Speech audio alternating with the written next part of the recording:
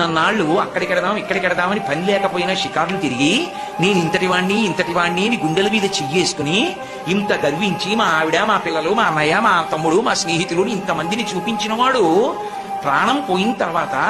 ఎండు కర్రల మీద పడుకోబెట్టి తాడుతో కట్టేసి ఒంటి మీద కేవలం అత్యంత చవకబారు వస్త్రం ఒకటి పెట్టి పాడి మీదకి తీసుకెళ్లేటప్పుడు ఆ బట్ట కూడా తీసేసి కట్టెల మీద పడుకోబెట్టి ఇంధనం పోసి కర్త వచ్చి అగ్నిహోత్రం వెలిగిస్తే తల దగ్గర నుంచి కాలుతూ వచ్చేసి తల బద్దలైపోయిన తర్వాత కాళ్ళు అరికాళ్లలోంచి నెత్తురు ముద్దల ముద్దలుగా పైకొస్తుంటే పెద్ద కాడ పట్టుకుని కాళ్ళు పైకెత్తి వెనక్కి పారేస్తే నా ఒళ్ళు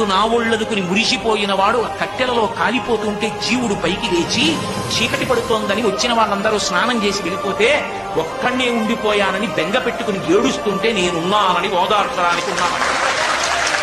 నేను లేకపోతే చచ్చిన వాడు చస్తాడు పార్వతి అందుకున్నానన్నాడు. అది ఆయన ఔదార్యం.